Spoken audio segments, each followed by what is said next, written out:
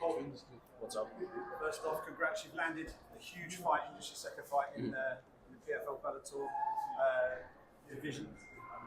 You've come over for the big fights and you've got one straight away pretty much. How happy are you to have landed such a big fish so early on? Damn right, I'm very happy. You know, whenever I signed with the PFL, this is exactly what I said. I remember doing Ariel's show in New York and saying to him, Ariel, I want the biggest fights that I can possibly do, the most entertaining fights I can possibly do, the hardest fights. That's what I want, and it's came to fruition here, like a little bit earlier than expected, I think. But you know, that's what I'm here for. You know. How much of a test is AJ going to bring you? I think you're 12-1, he's 22-1. So yeah, look, this is a huge test. AJ, I mean, on paper, I'm a huge underdog coming into this fight. AJ is a very dangerous fighter. I won't be taking him lightly at all. But you know, I wouldn't have been saying for the last 12 months that I believe I'm one of the best fighters in the world. Now, top 5. Now, any organization.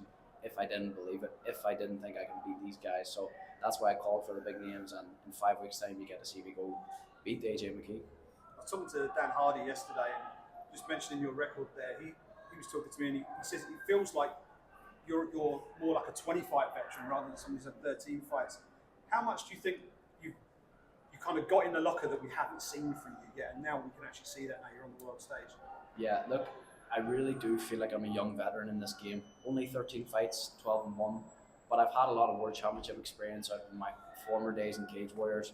Big fights, high pressure fights against very good opponents as well. So I'm battle tested, and I guess, you know, the bigger the pressure of the fight that I've had in my career, the better I've performed. And this is just another step up for me. So I'm very excited to test myself against AJ, who's obviously one of the best out there.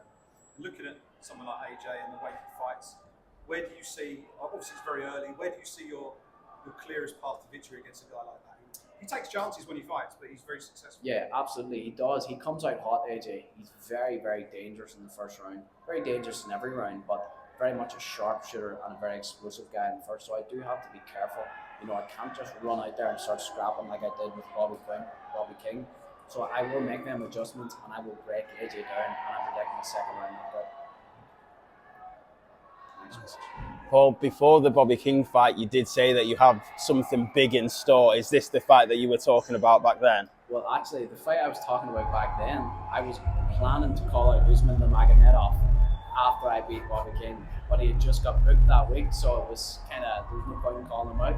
And then the whole McGregor thing happened in the cage, so it wasn't on my mind. But that's who was initially on my mind. But who knows, whenever I knock out AJ, I think we all know who I could call for next. Always big news when you're in the arena. Right. Indeed, and obviously the stage is set for you. Obviously in Riyadh as well, October 19th on the Francis Ngannou card. How much of a how much does that mean to you really to be on that stage and pushing Bellator and PFL? It's huge, like it really is huge. You know, as a young fighter coming up, I dreamed of nights like these, like big nights. You know, this pay-per-view is going to be huge for PFL. This is an opportunity for them to showcase like what they can do. You know, especially with the backing with the Saudis, like they're going to put on a hell of a show. So for me to be on there, you know, high up the card, no doubt, as probably one of the most hyped fights of the entire evening. It's I feel very blessed to do that, and the hard work is starting to pay off. Nice. And your name is on everyone's lips at the moment in time. Obviously, there was a UFC card in Manchester, and Lachlan was obviously defending your name, and Paddy was talking about yourself as well. What do you make of that whole situation, and do you have any thoughts on it, really? I mean, my thoughts are kind of the same. I just think Pimblett's attitude's stinking. You know, I think he kind of showed his true colours when that video kind of released of his actual character. You know, I've always thought that. You know, and it is what it is. You know, he's just a mouth. Hopefully that fight will happen someday. You know, I can't foresee it happening someday. Congrats on the news. Cheers. Paul, so obviously yourself and AJ both have incredible ground game. AJ very dangerous off his back. Knowing how dangerous he is off his back, are you still going to be looking to take him down, or do you think this might cancel each other out and you might just end up slugging it out in the field? I think it could end up a stand-up fight. I do believe that AJ is going to shoot on me very early. I think he's going to test me at least to see where my grappling's at, because nobody has really tested me recently. You know, you've seen bits of my grappling in recent fights, in my world title fights where I've dominated, but you know, this is a step up. I think AJ is going to try to test that early. He's going to see what I have, but I'm going to be sprawling. I'm going to be talking shit whenever I sprawl, and we'll see what happens. It could end up a 3-round war. I'm ready for anything. And, you know, AJ, probably one of, if not the most talked about prospect in the lightweight division outside of the UFC. A win over him, where does that sort of put you in the conversation for one of the best lightweights in the world? I think it's undeniable that you're talking top 5 at least. You know, a couple of years ago, I remember AJ's name being in there as the #1 featherweight in the world, any organization. I remember his name being up there with Volkanovski and then being the top 2. So here we are a couple of years later. AJ's obviously moved up to lightweight as well and has had success there just like I have. So I mean, I think it's 2 of the best on the planet going at it, and I'm gonna win, you know. And I think whenever that happens, there's no denying that I'm up there, and I am the guy that I said I was 12 months ago when I started saying I am the best on the planet. Look forward to fighting. Appreciate it. So you speak about the pressure going into this fight. You said that you were underdog. Does that play into your hands? And does that mean that he's going to take the fight, Hughes, and win it? Look, coming in, I think this is the first time in my career. I think this is the first time in my. You'll be hearing a lot of that whenever I'm fighting 5 weeks ago. This is the first time in my career that I've been an underdog. You know, I came in as like a highly touted amateur and I had a very good start to my professional career. So I've never been an underdog. So it feels good. I like it. You know, I really, really like that I have the opportunity to prove a lot of people wrong and to shock the world. Appreciate it. Something I wanted to circle back on. Obviously, this fight is in that huge super fights event in Riyadh. Moving on from that, do you have any plans to compete in the global season in PFL, or are you just looking for super fights, if you like? Look, I mean, super fights are fun, for sure. I'm really looking forward to this. It's whatever the PFL want to do with me. You know, they've got someone here in myself that will fight anybody. You know, I genuinely will, and I'm proving that now with AJ. So they may want to showcase me just on pay-per-view cards, perhaps give me a homecoming back to Belfast, perhaps they want me to do the season next year. It's whatever they want me to do, I'm down for, as long as I'm getting paid well. And is the door still open to fighting at 45, or are you now nice and happy? Done. Very much growing into a lightweight, you know, very much. And I've had great success, of course. That's been 3, maybe 4-0 now at lightweight, all finishes, so I'll be hanging around here. Appreciate it. Well, first fight for the PFL, for one of the biggest events for the PFL. You start as an underdog for the first time. How do you feel mentally? How you are? Honestly, pure excitement.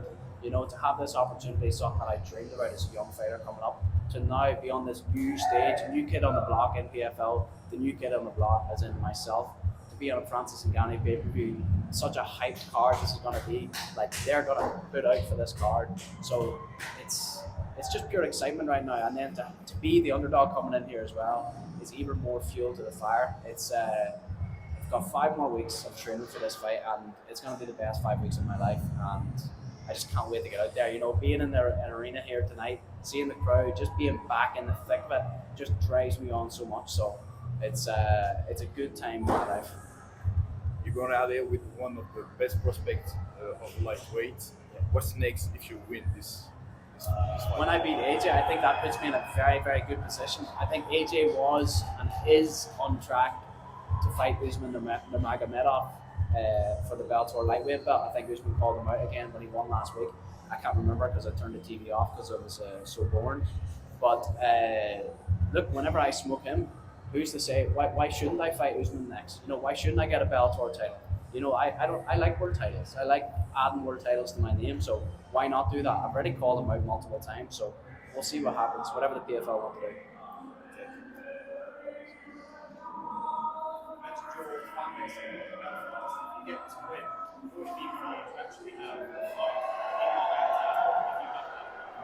That would be special. For me, you know, #1, above Madison Square Garden, which is #2, #3, T-Mobile Arena in Vegas. #1 is SSE in Belfast. I have to do it. I have to have that full circle moment.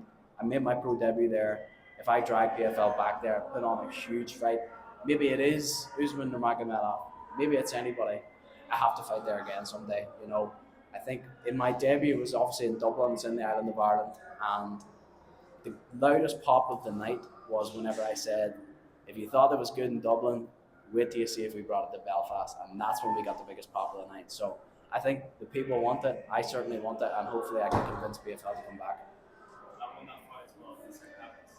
Let's do it. Just gotta look. I'm not looking past AJ. Absolutely not. Not a slight bit am I looking past him, but it's nice to peak. You know. Appreciate it. All good. All right. Do you have any word for your Irish fans? Word for the Irish fans: keep supporting me. You know, we're just starting. We're on the new chapter. We've been through a lot. There's been a lot of ups and downs throughout the Cage Warriors days. Now we're on the big stage. We've got a huge opportunity in AJ McKee, and hopefully I can drag PFL back. Thanks. Appreciate it. So thanks everyone. Thanks for your time. Cheers. Appreciate it. Ta.